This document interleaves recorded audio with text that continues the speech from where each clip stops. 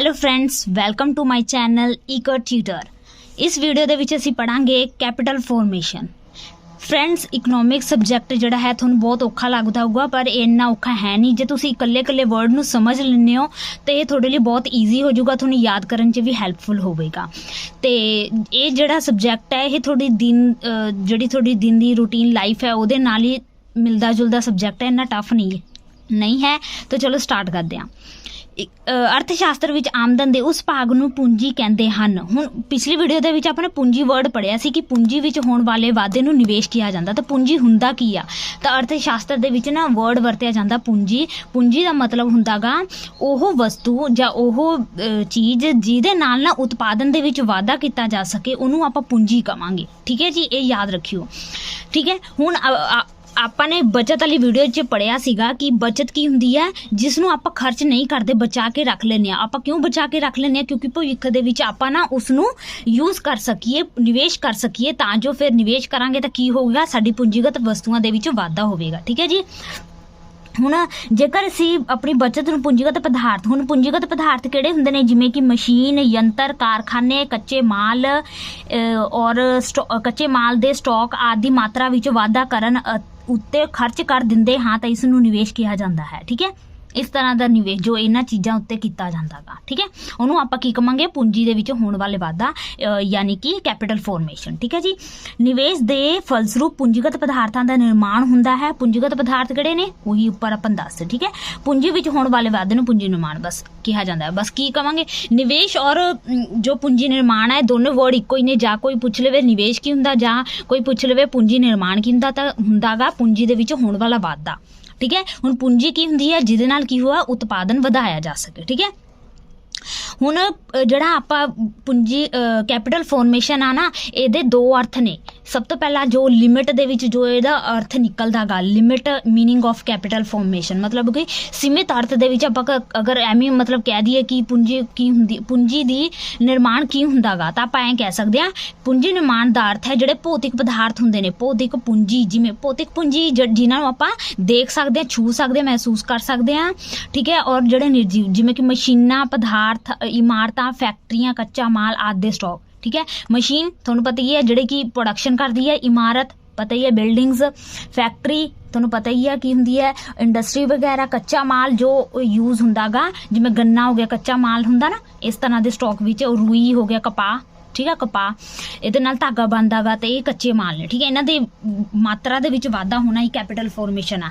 ਅਗਰ ਜੇ ਆਪਾਂ ਬਰੋਡ ਮੀਨਿੰਗ ਦੇਖੀਏ ਕੈਪੀਟਲ ਫਾਰਮੇਸ਼ਨ ਦਾ, ਤਾਂ ਇਹਦਾ ਮਤਲਬ ਹੁੰਦਾ ਗਾ ਕਿ ਕੇਵਲ ਭੌਤਿਕ ਪੂੰਜੀਆਂ ਦੇ ਸਟਾਕ ਵਿੱਚ ਵਾਧਾ ਨਹੀਂ ਹੁੰਦਾ, ਬਲਕਿ ਇਹਦੇ ਨਾਲ ਹੋਰ ਕੀ ਹੁੰਦਾ ਗਾ, ਸਮਾਜਿਕ ਉਪਰੀ ਲਾਗਤ। ਸਮਾਜਿਕ ਉਪਰੀ ਲਾਗਤ ਜਿਵੇਂ ਕਿ ਸੜਕਾਂ ਹੋ ਗਈਆਂ, ਪੁੱਲ, ਰੇਲਾਂ, ਨਹਿਰਾਂ ਆਦਿ ਦੇ ਨਿਰਮਾਣ।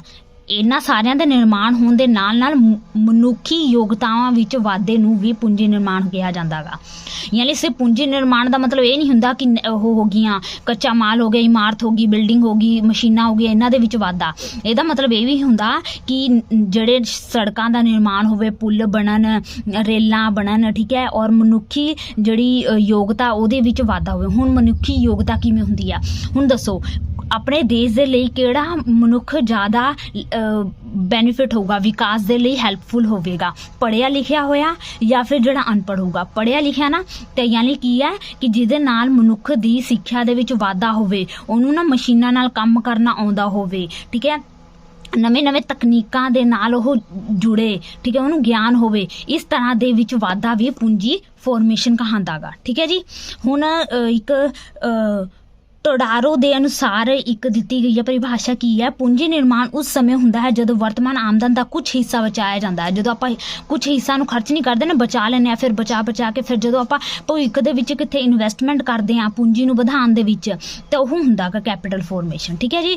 ਹੁਣ ਪੂੰਜੀ ਨਿਰਮਾਣ ਦੇ ਪ੍ਰਕਾਰ, ਟਾਈਪਸ ਕਿੰਨੀਆਂ ਨੇ? ਹੁਣ ਜਿਵੇਂ ਇਨਵੈਸਟਮੈਂਟ ਦੇ 2 ਟਾਈਪਸ ਆਪਾਂ ਨੇ ਪੜ੍ਹੇ ਸੀ ਨਾ, ਟੋਟਲ ਇਨਵੈਸਟਮੈਂਟ ਔਰ ਨੈਟ ਇਨਵੈਸਟਮੈਂਟ।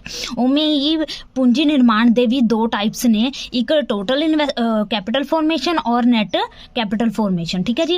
ਹੁਣ ਇਹਦੇ ਵਿੱਚ ਵੀ ਮਤਲਬ ਉਹੀ ਹੈ, ਜਦੋਂ ਆਪਾਂ ਕੁੱਲ ਪੂੰਜੀ ਨਿਰਮਾਣ ਦੇ ਵਿੱਚ ਮਤਲਬ ਹੁੰਦਾ ਗਾ ਕੁੱਲ ਨਿਵੇਸ਼, ਵੀ ਤੁਸੀਂ ਟੋਟਲ ਨਿਵੇਸ਼ ਕੀ ਕਰਦੇ ਹੋ। ਇੱਕ ਤਾਂ ਜਿਹੜਾ ਤੁਸੀਂ ਰਿਪੇਅਰਿੰਗ ਦੇ ਉੱਤੇ ਖਰਚਾ ਕੀਤਾ, ਯਾਨੀ ਕਿ ਸਾਵਟ, ਪਲੱਸ ਜਿਹੜਾ ਤੁਸੀਂ ਕੀ ਕੀਤਾ ਗਾ ਨਵੀਆਂ ਮਸ਼ੀਨਾਂ ਖਰੀਦੀਆਂ ਨੇ ਉਹਨੂੰ ਆਪਾਂ ਕਹਾਂਗੇ ਪੂੰਜੀ ਨਿਰਮਾਣ, ਕੁੱਲ ਪੂੰਜੀ ਨਿਰਮਾਣ। ਇਸ ਦੇ ਅੰਤਰਗਤ ਘਿਸਾਈ ਦੇ ਲਈ ਕੀਤਾ ਗਿਆ ਨਿਵੇਸ਼ ਵੀ ਸ਼ਾਮਿਲ ਹੁੰਦਾ, ਯਾਨੀ ਸੁੱਧ ਨਿਵੇਸ਼ ਸ਼ਾਮਿਲ ਹੁੰਦਾ ਗਾ ਔਰ ਨਾਲ ਘਿਸਾਵਟ ਵੀ ਸ਼ਾਮਿਲ ਹੁੰਦਾ ਗਾ। ਤੇ ਸੁੱਧ ਨਿਵੇਸ਼ ਨੈਟ ਕੈਪੀਟਲ ਫਾਰਮੇਸ਼ਨ ਦੇ ਵਿੱਚ ਕੀ ਹੁੰਦਾ ਗਾ, ਇਹਦੇ ਵਿੱਚ ਘਿਸਾਵਟ ਸ਼ਾਮਿਲ ਨਹੀਂ ਹੁੰਦਾ ਗਾ। ਇੰਨਾ ਯਾਦ ਰੱਖਿਓ, ਨੈਟ ਕੈਪੀਟਲ ਫਾਰਮੇਸ਼ਨ ਦੇ ਵਿੱਚ ਜਾਂ ਫਿਰ ਨੈਟ ਇਨਵੈਸਟਮੈਂਟ ਦੇ ਵਿੱਚ ਘਿਸਾਵਟ ਸ਼ਾਮਿਲ ਨਹੀਂ ਹੁੰਦਾ ਗਾ। ਘਿਸਾਵਟ ਤੁਹਾਨੂੰ ਮੈਂ ਦੱਸਤਾ ਸੀ, ਘਿਸਾਵਟ ਦਾ ਮਤਲਬ ਹੁੰਦਾ ਜੋ ਵੀ ਆਪਾਂ ਮਸ਼ੀਨਾਂ ਦੀ ਰਿਪੇਅਰਿੰਗ ਔਰ ਉਹਦੀ ਮੋਡਰੇਸ਼ਨ ਦੇ ਉੱਤੇ, ਨਵੀਨੀਕਰਨ ਦੇ ਉੱਤੇ ਜੋ ਖਰਚਾ ਕਰਦੇ ਨੇ, ਠੀਕ ਹੈ ਜੀ। ਤੇ ਇਹ ਸੀਗਾ ਆਪਣਾ ਕੈਪੀਟਲ ਫਾਰਮੇਸ਼ਨ। ਇੱਥੇ ਆਪਾਂ ਪੜ੍ਹਿਆ ਕੈਪੀਟਲ ਫਾਰਮੇਸ਼ਨ ਹੁੰਦਾ ਕੀ ਆ, ਇਹਦੇ ਟਾਈਪਸ ਕੀ ਨੇ ਔਰ ਇਹਦਾ ਮੀਨਿੰਗ ਕੀ ਸੀਗੇ, ਵਾਈਡ ਦੇ ਵਿੱਚ ਔਰ ਸੀਮਿਤ ਦੇ ਵਿੱਚ, ਲਿਮਿਟ ਦੇ ਵਿੱਚ ਇਹਦਾ ਮਤਲਬ ਕੀ ਸੀਗਾ, ਠੀਕ ਹੈ। ਅੱਗੇ ਕੀ ਆ ਗਿਆ, ਛੁਪੀ ਹੋਈ ਬੇਰੁਜ਼ਗਾਰੀ, ਡਿਸਗੋਇੰਸਡ ਅਨਇੰਪਲੋਇਮੈਂਟ, ਠੀਕ ਹੈ। ਇਹ ਇੰਪਲੋਇਮੈਂਟ ਜਿਹੜੀ ਹੈਗੀ, ਅਨਇੰਪਲੋਇਮੈਂਟ ਹੈ। ਹੁਣ ਬੇਰੁਜ਼ਗਾਰੀ ਤੁਹਾਨੂੰ ਪਤਾ ਹੈ, ਬੇਰੁਜ਼ਗਾਰ ਕਿਹੜੇ ਹੁੰਦੇ ਨੇ, ਉਹ ਵਿਅਕਤੀ ਜੋ ਬੇਰੁਜ਼ਗਾਰ ਹਨ, ਜਿਨ੍ਹਾਂ ਨੂੰ ਕੰਮ ਨਹੀਂ ਮਿਲ ਰਿਹਾ, ਉਹ ਮਜ਼ਦੂਰੀ ਦੀ ਪ੍ਰਚਲਿਤ ਦਰ ਉੱਤੇ ਕੰਮ ਕਰਨ ਲਈ ਤਿਆਰ ਨੇ, ਪਰ ਉਹਨਾਂ ਨੂੰ ਕੰਮ ਨਹੀਂ ਮਿਲ ਰਿਹਾ ਤਾਂ ਉਹ ਅਨਇੰਪਲੋਇਮੈਂਟ ਮੰਨੇ ਜਾਣਗੇ, ਠੀਕ ਹੈ ਜੀ।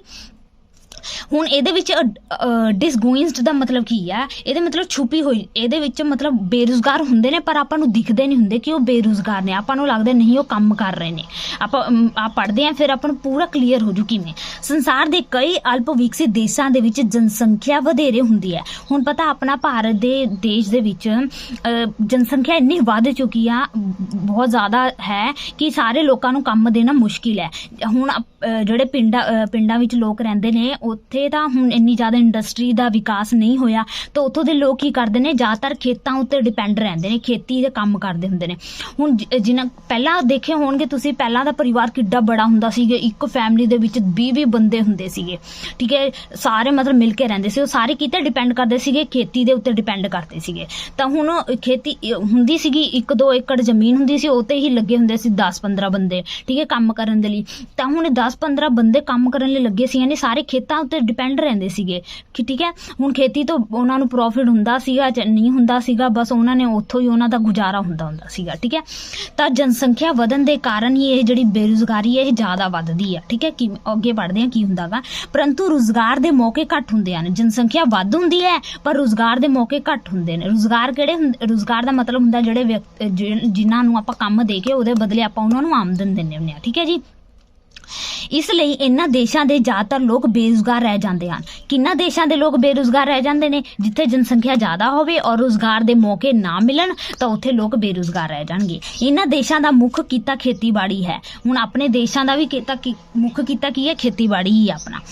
ਇਹੀ ਇੱਕ ਕਿੱਤਾ ਹੈ ਜਿਸ ਹੁਣ ਜਿਹੜੀ ਛੁਪੀ ਹੋਈ ਬੇਰੁਜ਼ਗਾਰੀ ਹੈ ਨਾ, ਜ਼ਿਆਦਾਤਰ ਕਿੱਥੇ ਪਾਈ ਜਾਂਦੀ ਆ, ਖੇਤਾਂ ਦੇ ਵਿੱਚ ਪਾਈ ਜਾਂਦੀ ਹੁੰਦੀ ਆ, ਜਿਸ ਉੱਪਰ ਨਿਰਭਰ ਲੋਕਾਂ ਨੂੰ ਥੋੜਾ ਜਿੰਨਾ ਕੰਮ ਮਿਲ ਜਾਂਦਾ ਹੈ। ਇਸੇ ਕਾਰਨ ਹੀ ਇਹ ਪਰਿਵਾਰ ਦੇ ਸਾਰੇ ਲੋਕ ਰੁਜ਼ਗਾਰ ਦੇ ਹੋਰ ਮੌਕੇ ਨਾ ਮਿਲਣ ਕਰ ਖੇਤੀ ਦੇ ਇਸ ਦੇ ਵਿੱਚ ਕੀ ਹੁੰਦੇ, ਲੋਕ ਕਿਤੇ ਹੋਰ ਕੰਮ ਨਾ ਮਿਲਣ ਦੀ ਬਜਾਏ ਕਹਿੰਦੇ ਹੋਰ ਕਿਤੇ ਕੰਮ ਤਾਂ ਮਿਲਦਾ ਨਹੀਂ, ਚੱਲ ਖੇਤਾਂ ਵਿੱਚ ਹੀ ਆਪਾਂ ਹੱਥ ਵਟਾ ਦਿੰਦੇ ਕਿਸੇ ਦਾ, ਪਰ ਉਹਨਾਂ ਨੂੰ ਜ਼ਰੂਰਤ ਨਹੀਂ ਹੁੰਦੀ ਖੇਤੀ ਦੇ ਵਿੱਚ, ਪਰ ਫਿਰ ਉਹ ਖੇਤਾਂ ਵਿੱਚ ਕੰਮ ਕਰਦੇ ਹੁੰਦੇ ਨੇ, ਠੀਕ ਹੈ ਜੀ।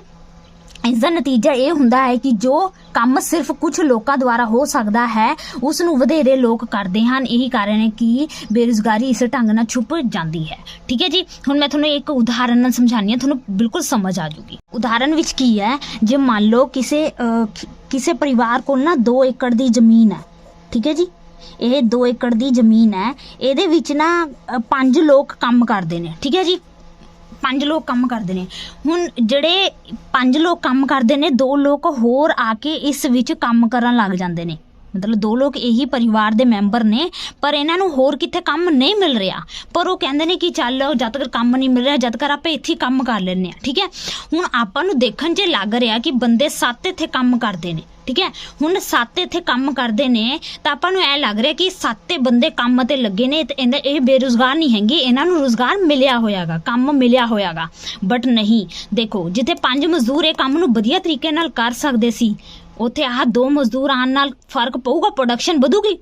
ਨਹੀਂ ਵਧੂਗੀ। ਕਿਉਂ ਨਹੀਂ ਵਧੂਗੀ? ਕਿਉਂਕਿ ਜ਼ਮੀਨ ਤਾਂ ਉਨੀ ਆ, ਜਿੰਨਾ ਪ੍ਰੋਡਕਸ਼ਨ ਹੋਣਾ ਸੀ ਉਹ ਤਾਂ ਉਨਾ ਹੀ ਹੋਊਗਾ, ਕਿਉਂਕਿ ਜ਼ਮੀਨ ਫਿਕਸ ਹੈ, ਉਹਨੂੰ ਵਧਾਇਆ ਨਹੀਂ ਜਾ ਸਕਦਾ, 2 ਏਕੜ ਤੋਂ ਵਧਾਇਆ ਨਹੀਂ ਜਾ ਸਕਦਾ, ਠੀਕ ਹੈ। ਹੁਣ ਮਜ਼ਦੂਰ ਇਹਦੇ ਵਿੱਚ ਆ ਕੇ ਲੱਗ ਜਾਣਗੇ, ਇਹ ਕੀ ਕਰਨਗੇ, ਇਹਦੇ ਉੱਤੇ ਬੋਝ ਪਊਗਾ ਜ਼ਮੀਨ ਦੇ ਉੱਤੇ। 7 ਬੰਦੇ ਕੰਮ ਕਰਨਗੇ ਜਿੱਥੇ 5 ਬੰਦੇ ਕਰ ਰਹੇ ਸੀ। ਤਾਂ ਇਸ ਲਈ ਕਹਿ ਸਕਦੇ ਹਾਂ ਕਿ ਦੇਖਣ ਵਿੱਚ ਲੱਗਦੇ ਨੇ ਕਿ ਸਾਰੇ ਬੰਦਿਆਂ ਨੂੰ ਕੰਮ ਮਿਲ ਰਿਹਾ, ਪਰ ਅਸਲ ਦੇ ਵਿੱਚ ਇਹਦੇ ਵਿੱਚ ਜਿਹੜੇ ਛੁਪੇ ਹੋਏ ਬੇਰੁਜ਼ਗਾਰ ਮਿਲ ਸਕਦੇ ਨੇ ਆਪਾਂ ਨੂੰ, ਤਾਂ ਇਹ ਛੁਪੇ ਹੋਏ ਬੇਰੁਜ਼ਗਾਰ ਇਹਦੇ ਵਿੱਚ ਕਿੰਨੇ ਨੇ? 2 ਨੇ। ਠੀਕ ਹੈ ਜੀ। ਹੁਣ ਅੱਗੇ ਪਰਿਭਾਸ਼ਾ ਹੋਰ ਦਿੱਤੀ ਹੋਈ ਆ, ਉਹਨੂੰ ਆਪਾਂ ਸਮਝ ਲੈਂਦੇ ਹਾਂ, ਫਿਰ ਆਪਾਂ ਨੂੰ ਕਲੀਅਰ ਹੋ ਜਾਊਗਾ। ਦੇਖੋ ਕੀ ਆ, ਜਦੋਂ ਕਿਸੇ ਕੰਮ ਉੱਤੇ ਜਿੰਨੇ ਕਿਰਤੀਆਂ ਦੀ ਅਸਲ ਵਿੱਚ ਲੋੜ ਹੁੰਦੀ ਹੈ, ਠੀਕ ਹੈ ਜੀ, ਲੋੜ ਕਿੰਨੀ ਸੀਗੀ? 5 ਦੀ ਸੀਗੀ। ਜੇਕਰ ਉਸ ਤੋਂ ਵਧੇਰੇ ਮਤਲਬ ਕਿੰਨੇ ਆ ਗਏ ਸੀ? 2 ਹੋਰ ਆ ਗਏ ਸੀਗੇ, ਤਾਂ ਵੱਧ ਕਿਰਤੀਆਂ ਦੀ ਬੇਰੁਜ਼ਗਾਰੀ ਨੂੰ ਛੁਪੀ ਹੋਈ, ਤਾਂ ਜਿਹੜੇ ਵੱਧ ਕਿਰਤੀ ਕਿੰਨੇ ਸੀਗੇ? 2 ਸੀਗੇ, ਤਾਂ ਉਹ ਆ ਜਾਣਗੇ ਕੰਮ ਕਰਨ ਦੇ ਲਈ, ਤਾਂ ਉਹ 2 ਵਿਅਕਤੀ ਕੀ ਕਹਾਣਗੇ? ਛੁਪੇ ਹੋਏ ਬੇਰੁਜ਼ਗਾਰ। ਅਜਿਹੀ ਹਾਲਤ ਦੇ ਵਿੱਚ ਜਿੰਨੇ ਵਿਅਕਤੀ ਕੰਮ ਉੱਤੇ ਲੱਗੇ ਹੋਏ ਹਨ ਉਸ ਤੋਂ ਘੱਟ ਵਿਅਕਤੀ ਦੀ ਲੋੜ ਹੁੰਦੀ ਹੈ, ਭਾਵ ਕੁਝ ਵਿਅਕਤੀ ਫਾਲਤੂ ਹੀ ਕੰਮ ਕਰ ਰਹੇ ਹੁੰਦੇ ਹਨ। ਸਮਝੇ? ਚਲੋ ਹੁਣ ਇੱਕ ਉਦਾਹਰਨ ਇਹਨਾਂ ਨੇ ਵੀ ਦਿੱਤੀ ਹੋਈ, ਉਹ ਵੀ ਉਦਾਹਰਨ ਸਮਝ ਲੈਂਦੇ ਆ, ਫਿਰ ਪੂਰਾ ਕਲੀਅਰ ਹੋ ਜਾਊਗਾ ਕਿ ਹੁੰਦਾ ਕੀ ਆ ਅੰਡਰ ਇੰਪਲੋਇਮੈਂਟ। ਠੀਕ ਹੈ ਜੀ, ਅੰਡਰ ਕਹੇਗੀ, ਸੌਰੀ ਅੰਡਰ ਨਹੀਂ, ਡਿਸਗੋਇੰਸ ਇਨ ਅਨਇੰਪਲੋਇਮੈਂਟ। ਠੀਕ ਹੈ ਜੀ। ਅਲਪ ਵਿਕਸਿਤ ਦੇਸ਼ਾਂ ਵਿੱਚ, ਅਲਪ ਵਿਕਸਿਤ ਜਿੱਥੇ ਵਿਕਾਸ ਜਿਹੜਾ ਹੈਗਾ ਆ ਉਹ ਥੋੜਾ ਹੋਇਆਗਾ, ਠੀਕ ਹੈ ਜੀ, ਦੇਸ਼ਾਂ ਵਿੱਚ ਵਧੇਰੇ ਲੋਕ ਉਦਯੋਗ ਅਤੇ ਦੂਜੇ ਖੇਤਰਾਂ ਵਿੱਚ ਰੁਜ਼ਗਾਰ ਦੀ ਘਾਟ ਕਾਰਨ, ਉਦਯੋਗ ਮਤਲਬ ਜਿੱਥੇ ਇੰਡਸਟਰੀ ਜ਼ਿਆਦਾ ਨਹੀਂ ਲੱਗੀ ਹੁੰਦੀ, ਉੱਥੇ ਕੰਮ ਨਹੀਂ ਮਿਲਦਾ ਹੁੰਦਾ ਲੋਕਾਂ ਨੂੰ, ਜਾਂ ਹੋਰ ਵੀ ਇੰਡਸਟਰੀ ਤੋਂ ਇਲਾਵਾ ਹੋਰ ਵੀ ਜਿੰਨਾ ਤੋਂ ਕੰਮ ਮਿਲ ਸਕਦਾ ਗਾ, ਉੱਥੇ ਕੰਮ ਨਾ ਮਿਲਣ ਦੇ ਕਾਰਨ ਜਿਹੜੇ ਹੁੰਦੇ ਨੇ ਉਹ ਆਪਣੇ ਪਰਿਵਾਰ ਦੇ ਖੇਤਾਂ ਵਿੱਚ ਹੀ ਕੰਮ ਕਰਦੇ ਰਹਿੰਦੇ ਹਨ, ਤੇ ਫਿਰ ਉਹ ਕੀ ਕਰਦੇ ਨੇ? ਆਪਣੇ ਪਰਿਵਾਰ ਦੇ ਨਾਲ ਆ ਕੇ ਖੇਤਾਂ ਦੇ ਵਿੱਚ ਕੰਮ ਕਰਨ ਲੱਗ ਜਾਂਦੇ ਨੇ। ਤੇ ਜੇ ਆਪਾਂ ਉਹਨਾਂ ਨੂੰ ਹਟਾ ਵੀ ਦਈਏ ਨਾ ਖੇਤਾਂ ਵਿੱਚ ਕੰਮ ਕਰਨ ਦੇ, ਵੀ ਤੁਸੀਂ ਖੇਤ ਵਿੱਚ ਨਾ ਕੰਮ ਕਰੋ, ਤੁਸੀਂ ਰਹਿਣ ਦਿਓ, ਘਰੇ ਬੈਠੇ ਰਹੋ, ਤਦ ਵੀ ਆਪਾਂ ਪ੍ਰੋਡਕਸ਼ਨ ਦੇ ਵਿੱਚ ਦੇਖਾਂਗੇ ਕੋਈ ਫਰਕ ਨਹੀਂ ਪਿਆ। ਜਿੱਥੇ ਪ੍ਰੋਡਕਸ਼ਨ ਹੁੰਦੀ ਸੀ ਆਪਣੀ 5 ਕੁਇੰਟਲ ਕਣਕ ਮਿਲਦਾ ਸੀਗਾ, ਠੀਕ ਹੈ, ਅਗਰ ਜੇ ਆਪਾਂ ਜਿਹੜੇ ਬੰਦੇ ਵਾਧੂ ਦੇ ਲੱਗੇ ਹੋਏ ਨੇ ਉਹਨਾਂ ਨੂੰ ਹਟਾ ਵੀ ਦਈਏ ਨਾ, ਤਾਂ ਦੇਖਾਂਗੇ 5 ਕੁਇੰਟਲ ਕਣਕ ਹੁਣ ਵੀ ਪੈਦਾ ਹੋ ਰਿਹਾ ਗਾ। ਠੀਕ ਹੈ ਜੀ। ਇਸ ਲਈ ਉਹ ਲੋਕ ਵੇਖਣ ਵਿੱਚ ਤਾਂ ਰੁਜ਼ਗਾਰ ਵਿੱਚ ਲੱਗੇ ਹੋਏ ਨਜ਼ਰ ਆਉਣਗੇ, ਪਰੰਤੂ ਉਹਨਾਂ ਦੀ ਬੇਰੁਜ਼ਗਾਰੀ ਛੁਪੀ ਹੋਈ ਹੋਵੇਗੀ। ਸਮਝੇ? ਉਹ ਛੁਪੇ ਹੋਏ ਦਿਖਣਗੇ ਬੇਰੁਜ਼ਗਾਰ ਆਪਾਂ ਨੂੰ, ਜੋ ਆਪ ਦਿਖਣਗੇ ਕਿ ਰੁਜ਼ਗਾਰ 'ਚ ਨੇ ਪਰ ਹੈ ਨਹੀਂ ਅਸਲ ਦੇ ਵਿੱਚ ਉਹਨਾਂ ਕੋਲ ਰੁਜ਼ਗਾਰ। ਠੀਕ ਹੈ। ਇਹ ਖੇਤੀ ਕਰਨ ਦੇ ਇਸ ਨੂੰ ਇੱਕ ਉਦਾਹਰਨ ਰਾਹੀਂ ਸਪਸ਼ਟ ਕੀਤਾ ਜਾ ਸਕਦਾ ਹੈ। ਮੰਨ ਲਓ ਕਿਸੇ ਪਰਿਵਾਰ ਕੋਲ 4 ਏਕੜ ਖੇਤ ਹੈ। ਹੁਣ ਇੱਥੇ ਕੀ ਮੰਨ ਲੈਂਦੇ ਆਪਾਂ? ਕਿਸੇ ਪਰਿਵਾਰ ਕੋਲ ਇੱਕ ਪਰਿਵਾਰ ਆ ਕੋਈ, ਠੀਕ ਹੈ ਜੀ, ਇਹਦੇ ਕੋਲ 4 ਏਕੜ ਜ਼ਮੀਨ ਆ। ਜ਼ਮੀਨ ਕਿੰਨੀ ਆ? 4 ਏਕੜ ਆ, ਸੌਰੀ। ਠੀਕ ਹੈ। ਹੁਣ ਖੇਤੀ ਕਰਨ ਦੇ ਵਰਤਮਾਨ ਢੰਗ ਨਾਲ 4 ਆਦਮੀ ਹੀ ਉਸ ਖੇਤ ਦੇ ਵਿੱਚ ਕੰਮ ਕਰ ਰਹੇ ਹਨ, ਤਾਂ ਚੰਗੀ ਤਰੀਕੇ ਨਾਲ ਕਰ ਪਾਉਣਗੇ। ਠੀਕ ਹੈ ਜੀ। ਹੁਣ ਵਰਤਮਾਨ ਢੰਗ ਨਾਲ ਮਤਲਬ ਕੀ ਹੋ ਰਿਹਾ ਕਿ ਜਿੰਨੀਆਂ ਵੀ ਹਾਲੇ ਤੱਕ ਖੇਤੀ ਕਰਨ ਦੇ ਨਵੇਂ ਢੰਗ ਕੱਢੇ ਗਏ ਨੇ, ਉਹ ਢੰਗ ਨੂੰ ਯੂਜ਼ ਕਰਕੇ ਜਿਹੜੇ 4 ਬੰਦੇ ਨੇ ਇਹ ਕੰਮ ਨੂੰ ਚੰਗੀ ਤਰੀਕੇ ਨਾਲ ਕਰ ਸਕਦੇ ਨੇ। ਠੀਕ ਹੈ ਜੀ। ਇਹ ਕੰਮ ਨੂੰ ਚੰਗੀ ਤਰੀਕੇ ਨਾਲ ਕਰ ਸਕਦੇ ਨੇ। ਬਟ ਕੀ ਹੁੰਦਾ ਗਾ, ਪਰੰਤੂ ਜੇਕਰ ਉਸ ਪਰਿਵਾਰ ਵਿੱਚ 8 ਵਿਅਕਤੀ ਹਨ ਅਤੇ ਹੋਰ ਕਿਤੇ ਰੁਜ਼ਗਾਰ ਨਾ ਮਿਲਣ ਕਰਕੇ ਸਾਰੇ ਖੇਤੀ ਹੀ ਕਰਨ ਲੱਗ ਪੈਣ, ਤਾਂ ਕਿਹਾ ਜਾਵੇਗਾ ਕਿ ਇਹਨਾਂ ਵਿੱਚੋਂ 4 ਵਿਅਕਤੀ ਅਸਲ ਦੇ ਵਿੱਚ ਬੇਰੁਜ਼ਗਾਰ ਹਨ। ਠੀਕ ਹੈ। ਹੁਣ ਕੀ ਕਹਿੰਦੇ ਨੇ ਕਿ ਇਹ 4 ਵਿਅਕਤੀ ਤਾਂ ਕਰ ਸਕਦੇ ਨੇ ਕੰਮ। ਹੁਣ ਇਹ ਵਿਅਕਤੀ, ਇਹ ਪਰਿਵਾਰ ਦੇ ਵਿੱਚ ਨਾ 4 ਲੱਗੇ ਹੋਏ ਨੇ, ਤਾਂ 4 ਹੋਰ ਰਹਿ ਗਏ, ਕਿਉਂਕਿ ਇਹ ਪਰਿਵਾਰ ਦੇ ਵਿੱਚ ਕਿੰਨੇ ਮੈਂਬਰ ਨੇ? 8 ਮੈਂਬਰ ਨੇ। ਠੀਕ ਹੈ। ਤਾਂ ਇਹ 4 ਮੈਂਬਰ ਤਾਂ ਆਲਰੇਡੀ ਲੱਗੇ ਹੋਏ ਨੇ, ਔਰ ਇਹ 4 ਕਿਤੇ ਹੋਰ ਕੰਮ ਨਾ ਮਿਲਣ ਦੀ ਬਜਾਏ ਆ ਕੇ ਕਹਿੰਦੇ ਨੇ ਅਸੀਂ ਵੀ ਖੇਤਾਂ ਵਿੱਚ ਹੀ ਲੱਗ ਜੰਨੇ ਆ ਕੰਮ ਕਰਨ ਦੇ ਲਈ। ਠੀਕ ਹੈ। ਤੇ ਵੀ ਆ ਕੇ ਲੱਗ ਜਾਂਦੇ ਨੇ। ਹੁਣ ਕਿੰਨੇ ਵਿਅਕਤੀ ਕੰਮ ਤੇ ਲੱਗੇ ਹੋਏ ਨੇ? 8 ਵਿਅਕਤੀ ਕੰਮ ਤੇ ਲੱਗੇ ਹੋਏ ਨੇ। ਠੀਕ ਹੈ ਜੀ। ਹੁਣ ਇਹ 8 ਵਿਅਕਤੀ ਲੱਗੇ ਹੋਏ ਨੇ ਕੰਮ ਤੇ। ਹੁਣ ਜਿੰਨੀ ਪ੍ਰੋਡਕਸ਼ਨ ਪਹਿਲਾਂ ਹੁੰਦੀ ਸੀ ਉਨੀ ਪ੍ਰੋਡਕਸ਼ਨ ਹੁਣ ਵੀ ਹੋਵੇਗੀ। ਜੇ ਆਪਾਂ ਇਹਨਾਂ ਨੂੰ ਕੱਢ ਵੀ ਦੇਵਾਂਗੇ ਨਾ 4 ਨੂੰ, ਤਾਂ 4 ਜਿਹੜੇ ਪ੍ਰੋਡਕਸ਼ਨ ਕਰਦੇ ਸੀ, ਯਾਨੀ ਕਿ ਐਵੇਂ ਕਵਾਂਗੇ 4 ਵਿਅਕਤੀਆਂ ਦੁਆਰਾ ਜਿੰਨਾ ਪ੍ਰੋਡਕਸ਼ਨ ਕੀਤਾ ਜਾਂਦਾ ਸੀ, ਉਹ ਪ੍ਰੋਡਕਸ਼ਨ 8 ਵਿਅਕਤੀਆਂ ਦੁਆਰਾ ਕੀਤੇ ਗਏ ਪ੍ਰੋਡਕਸ਼ਨ ਦੇ ਬਰਾਬਰ ਹੀ ਹੋਵੇਗਾ। ਸਮਝੇ? ਠੀਕ ਹੈ। ਤਾਂ ਆਪਾਂ ਇਹਨਾਂ ਨੂੰ ਅਗਰ 4 ਨੂੰ ਕੱਢ ਵੀ ਦੇਵਾਂਗੇ ਤਾਂ ਪ੍ਰੋਡਕਸ਼ਨ 'ਚ ਕੋਈ ਫਰਕ ਨਹੀਂ ਪਵੇਗਾ। ਪਰੰਤੂ ਇਹਨਾਂ ਵਿੱਚ ਕੋਈ ਵੀ ਵਿਅਕਤੀ ਆਪਣੇ ਆਪ ਨੂੰ ਬੇਰੁਜ਼ਗਾਰ ਮਨਜ਼ੂਰ, ਪਰ ਇਹਦੇ ਵਿੱਚ ਕੋਈ ਬੇਰੁਜ਼ਗਾਰ ਨਹੀਂ ਮੰਨਿਆ ਜਾਵੇਗਾ। ਸਮਝੇ? ਪਰ ਹੋਣਗੇ ਉਹ ਛੁਪੇ ਹੋਏ ਬੇਰੁਜ਼ਗਾਰ ਜੋ ਆਪਾਂ ਨੂੰ ਦਿਖਾਈ ਨਹੀਂ ਦਿੰਦੇ। ਸਮਝੇ? ਕਿਉਂਕਿ ਸਾਰੇ ਹੀ ਵਿਅਕਤੀ ਕੁਝ ਨਾ ਕੁਝ ਕੰਮ ਤਾਂ ਕਰਦੇ ਹੀ ਹਨ। ਅਸਲੀਅਤ ਵਿੱਚ ਉਹ ਦੂਜਿਆਂ ਦੇ ਕੰਮ ਦਾ ਕੁਝ ਹਿੱਸਾ ਹੀ ਕਰ ਰਹੇ ਹਨ। ਦੇਖੋ ਇਹਦੇ ਵਿੱਚ ਕੀ ਹੋਊਗਾ, ਪਹਿਲਾਂ 4 ਵਿਅਕਤੀ ਕੰਮ ਕਰਦੇ ਸੀ। ਠੀਕ ਹੈ। ਹੁਣ 4 ਵਿਅਕਤੀ ਹੋਰ ਆ ਕੇ ਕੰਮ ਕਰਨ ਲੱਗ ਗਏ, ਤਾਂ ਇਹ ਵਿਅਕਤੀ ਕਿਹੜਾ ਕੰਮ ਕਰਨਗੇ? ਇਹ ਵਿਅਕਤੀ ਉਹ ਕੰਮ ਕਰਨਗੇ ਜਿਹੜੇ ਕਿ ਇਹ ਵਿਅਕਤੀਆਂ ਉੱਤੇ ਭਾਰ ਪੈਂਦਾ ਸੀ ਜ਼ਿਆਦਾ ਕੰਮ ਕਰਨ ਦਾ। ਉਹ ਥੋੜਾ ਕਹਿਣਗੇ ਕਿ ਚੱਲ ਥੋੜਾ ਮੈਂ ਤੇਰਾ ਕੰਮ ਲੈ ਲਾਂ, ਥੋੜਾ ਮੈਂ ਤੇਰਾ ਕੰਮ ਲੈਣਾ। ਠੀਕ ਹੈ। ਇਹ ਆਪਣੇ ਕੰਮ ਨੂੰ ਵੰਡ ਲੈਣਗੇ, ਬਰਾਬਰ ਕਰਨਗੇ। ਯਾਨੀ ਕਿ ਹੁਣ ਉਹਨਾਂ ਨੂੰ ਜ਼ਿਆਦਾ ਵਿਹਲਾ ਰਹਿਣ ਦਾ ਟਾਈਮ ਮਿਲ ਜੂਗਾ। ਠੀਕ ਹੈ ਜੀ। ਹੁਣ ਪਹਿਲਾਂ ਨਾਲੋਂ ਘੱਟ ਕੰਮ ਕਰਨਗੇ। ਠੀਕ ਹੈ ਜੀ। ਜਿੱਥੇ 4 ਵਿਅਕਤੀ ਕਰਦੇ ਸੀ ਹੁਣ 8 ਵਿਅਕਤੀ ਕਰਨਗੇ ਤਾਂ ਓਬਵੀਅਸਲੀ ਉਹਨਾਂ ਦਾ ਕੰਮ ਦਾ ਭਾਰ ਘਟ ਜਾਊਗਾ। ਠੀਕ ਹੈ ਜੀ, ਤਾਂ ਇਹ ਕੰਮ ਵੰਡ ਲੈਣਗੇ। ਤਾਂ ਇਹ ਜਿਹੜੇ ਵਿਅਕਤੀ ਕੰਮ ਕਿਹੜਾ ਕਰਨਗੇ, ਜਿਹੜੇ ਇਹ ਵਿਅਕਤੀਆਂ ਉੱਤੇ ਜ਼ਿਆਦਾ ਕੰਮ ਦਾ ਪ੍ਰੈਸ਼ਰ ਹੈ ਉਹ ਥੋੜਾ ਘਟਾ ਦੇਣਗੇ ਇਹ ਵਿਅਕਤੀ। ਠੀਕ ਹੈ, ਤਾਂ ਜੇਕਰ ਇਹਨਾਂ 4 ਵਿਅਕਤੀਆਂ ਨੂੰ ਕੰਮ ਤੋਂ ਹਟਾ ਲਿਆ ਜਾਵੇ ਤਾਂ ਕੁੱਲ ਉਤਪਾਦਨ ਦੇ ਵਿੱਚ ਕੋਈ ਅੰਤਰ ਨਹੀਂ ਆਉਂਦਾ। ਇਸ ਲਈ ਇਹਨਾਂ ਦੀ ਬੇਰੁਜ਼ਗਾਰੀ, ਛੁਪੀ ਹੋਈ ਬੇਰੁਜ਼ਗਾਰੀ ਜਾਂ ਅਣਡਿੱਠੀ ਬੇਰੁਜ਼ਗਾਰੀ ਕਿਹਾ ਜਾਵੇਗਾ, ਜਿਨ੍ਹਾਂ ਨੂੰ ਦੇਖਿਆ ਨਹੀਂ ਜਾ ਸਕਦਾ ਵੀ ਇਹ ਬੇਰੁਜ਼ਗਾਰ ਹਨ ਕਿ ਨਹੀਂ। ਠੀਕ ਹੈ ਜੀ, ਹੁਣ ਇਹ ਕੁਐਸਚਨ ਅਗਰ ਜੇ ਤੁਹਾਨੂੰ ਪੇਪਰ 'ਚ ਆ ਜਾਂਦਾ ਗਾ ਕਿ ਵਾਟ ਇਜ਼ ਡਿਸਟ੍ਰੀਬਿਊਟਿੰਗ ਅਨਇੰਪਲੋਇਮੈਂਟ, ਤਾਂ ਤੁਸੀਂ ਲਿਖ ਸਕਦੇ ਹੋ ਪਰਿਭਾਸ਼ਾ ਉਹਦੀ ਕੀ ਹੁੰਦੀ ਹੈ ਕਿ ਔਰ ਤੁਸੀਂ ਐਂ ਵੀ ਲਿਖ ਸਕਦੇ ਹੋ ਕਿੱਥੇ ਪਾਈ ਜਾਂਦੀ ਹੈ, ਕਦੋਂ ਪਾਈ ਜਾਂਦੀ ਹੈ, ਕਿਹਦੇ ਕਾਰਨ ਪਾਈ ਜਾਂਦੀ ਹੈ, ਔਰ ਜ਼ਿਆਦਾਤਰ ਇਹ ਬੇਰੁਜ਼ਗਾਰੀ ਕਿੱਥੇ ਆਪਾਂ ਨੂੰ ਦਿਖਾਈ ਦਿੰਦੀ ਹੈ, ਖੇਤਾਂ ਵਿੱਚ ਦਿਖਾਈ ਦਿੰਦੀ ਹੈ, ਔਰ ਕਿਹਦੇ ਕਾਰਨ ਹੁੰਦੀ ਹੈ, ਇੰਡਸਟਰੀ ਦੇ ਵਿੱਚ ਜਾਂ ਹੋਰ ਜਿਹੜੇ ਉਤਪਾਦਨ ਦੇ ਖੇਤਰ ਨੇ ਉੱਥੇ ਕੰਮ ਨਾ ਮਿਲਣ ਦੇ ਕਾਰਨ ਜਿਹੜੇ ਵਿਅਕਤੀ ਨੂੰ ਆ ਕੇ ਖੇਤਾਂ ਵਿੱਚ ਕੰਮ ਕਰਨਾ। ਤੇ ਇਹ ਉਦਾਹਰਨ ਨੂੰ ਤੁਸੀਂ ਪਰਫੈਕਟਲੀ ਤਰੀਕੇ ਨਾਲ ਦੇ ਸਕਦੇ ਹੋ, ਔਰ ਜਦ ਤੁਸੀਂ ਇਹ ਉਦਾਹਰਨ ਦੋਗੇ ਤਾਂ ਪੱਕਾ ਤੁਹਾਨੂੰ ਮਤਲਬ ਬਹੁਤ ਵਧੀਆ ਨੰਬਰ ਮਿਲ ਸਕਦੇ ਨੇ। ਠੀਕ ਹੈ ਜੀ, ਅੱਜ ਲਈ ਥੈਂਕ ਯੂ, ਇੰਨਾ ਹੀ। ਤੇ ਤੁਹਾਨੂੰ ਇਹ ਵੀਡੀਓ ਵਧੀਆ ਲੱਗੀ ਤਾਂ please like and subscribe and share ਜ਼ਰੂਰ ਕਰਿਓ। ਤੇ ਅਗਲੀ ਵੀਡੀਓ ਦੇਖਣ ਦੇ ਲਈ ਤੁਸੀਂ ਲਿੰਕ ਦੇ ਵਿੱਚ ਦਿਏ ਗਏ ਕਮੈਂਟ ਬਾਕਸ ਦੇ ਵਿੱਚ ਦਿਏ ਗਏ ਲਿੰਕ ਨੂੰ ਕਲਿੱਕ ਕਰਕੇ ਤੁਸੀਂ ਨੈਕਸਟ ਵੀਡੀਓ ਨੂੰ ਦੇਖ ਸਕਦੇ ਹੋ। ਠੀਕ ਹੈ ਜੀ, ਥੈਂਕ ਯੂ।